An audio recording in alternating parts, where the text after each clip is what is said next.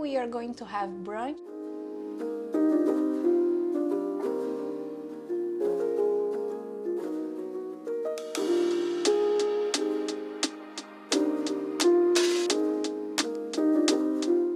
It's not the simplest thing, and I'm gonna add them by the end of the risotto.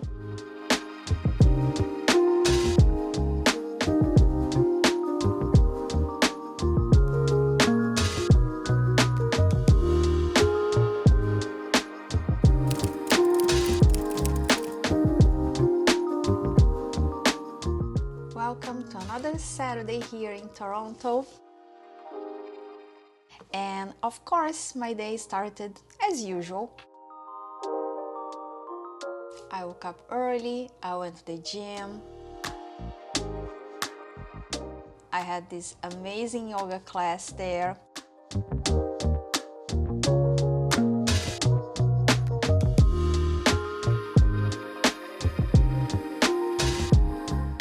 And then a pit stop at Starbucks to get my morning coffee.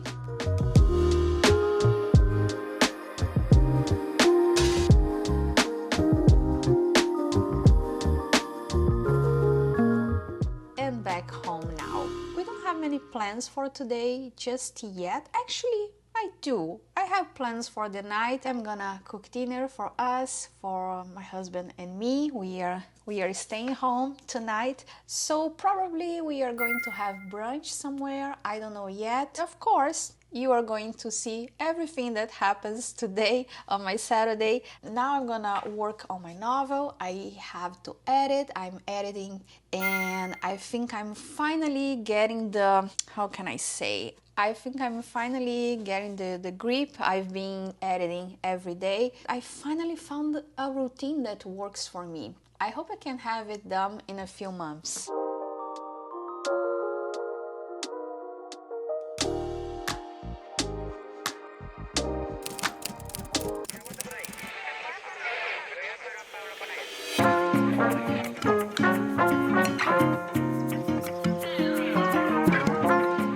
Let's go to brunch.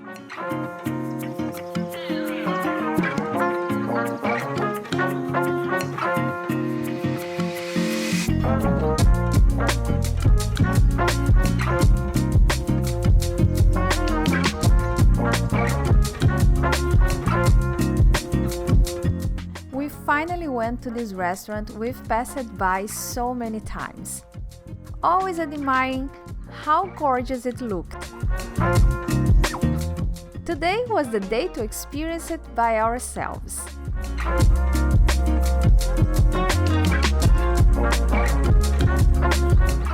We kicked things off with a glass of Chardonnay. Because weekends are meant to be celebrated.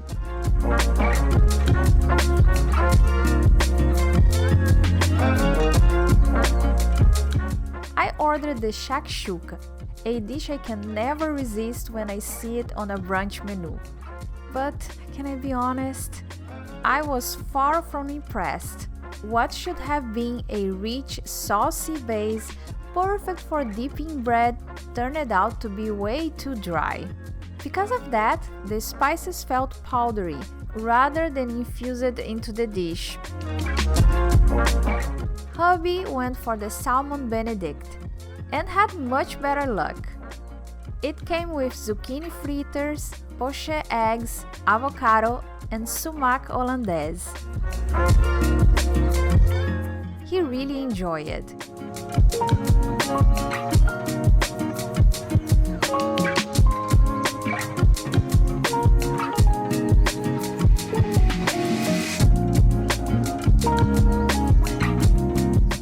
Not one to give up easily, I decided to give the place another shot by ordering their most famous dish for dessert: Grandma's pancake. 3 milk softed pancakes topped with sour cherry jam, tahini halva, laminate, and pistachios.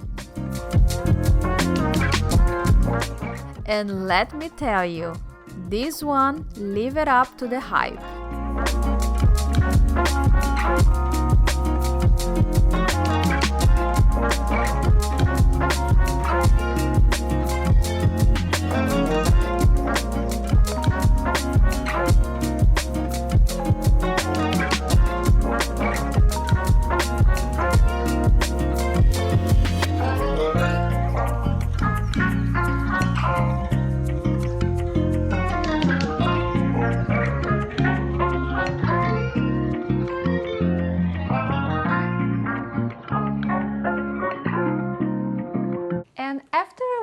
came home, of course, we took the afternoon to rest because we both were tired, super tired from the week and thirsty.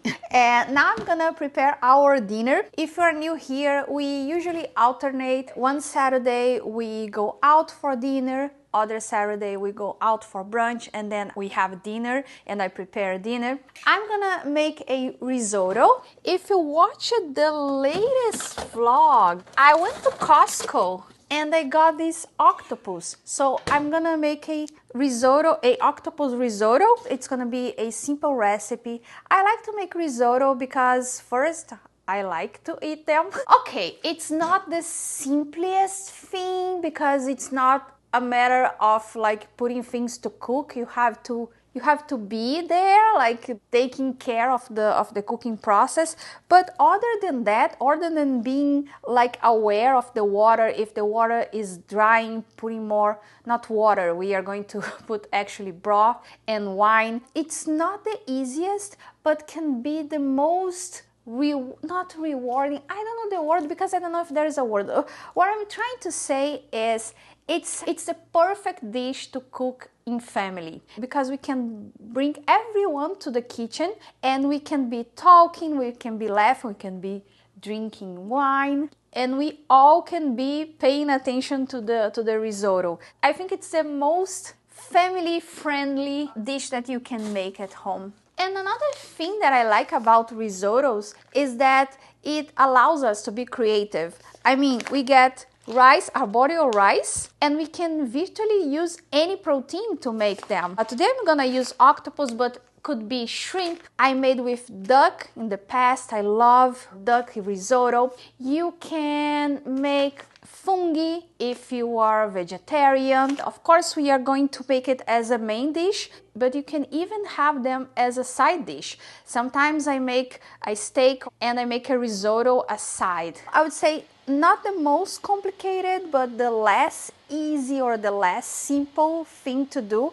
is to cook the octopus. So I'm gonna make it the way I always do. I'm not gonna improvise in that regard. So I'm gonna cook separately because I'm gonna cook the way I know to cook octopus. And the easiest way, at least for me, is by steaming the octopus. So usually it takes 4 to 5 minutes steaming.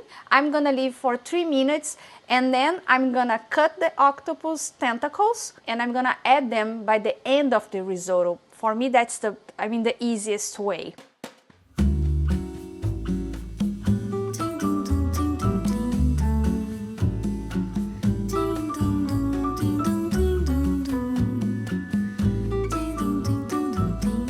Something I forgot to mention is that this octopus, it comes already cooked. That's why I just steam it. But if I would buy one that is totally raw, I would use my pressure cooker for that because it would be faster because it can take a long time. So if it's your first time dealing with octopus, I would recommend to buy something that is pre-cooked, especially for a dinner night. I don't want to spend too much time dealing with that, but sometimes when we go to the St. Lawrence market, which is a market here in Toronto where you can get seafood and other types of food there, sometimes I buy the raw one, but I would spend way more time in the kitchen for that. But do what would be best for you. Of course, you know that I advocate for the less processed the food, the better. But to be honest, this one is a very good source. This octopus comes from Spain. We had the same octopus in the past, so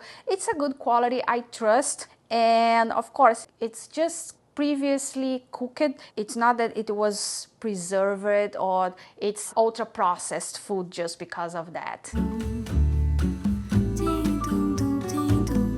And now that I got the octopus out of the way, I can concentrate on the risotto, on the rice. Piso nessa areia fina, vejo no mar uma menina, doce Bahia.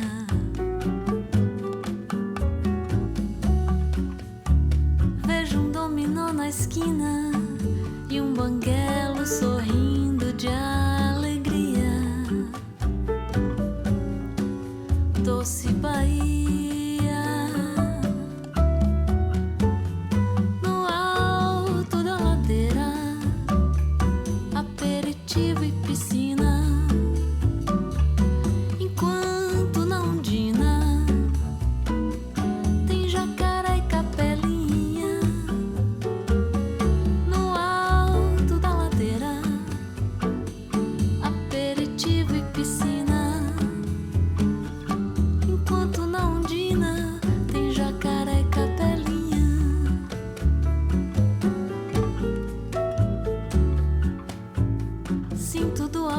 até o cheiro do acarajé da cirá. Doce Bahia.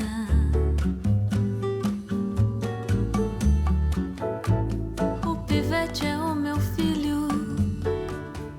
Dá troco e fecha o vidro. Thank you for spending the day with me. If you enjoyed it, consider subscribing. I post vlogs like this 3 times a week. Alto da ladeira. Want early ad-free access to my vlogs, plus educational videos on health and wellness, recipes, yoga classes, and more? Subscribe to my newsletter at lucianacouto.com. No alto da ladeira. In this vlog, I take you to dine at one of the most exclusive restaurants in Toronto as we try to answer the big question: is a Michelin star really worth it? Watch the video to find out.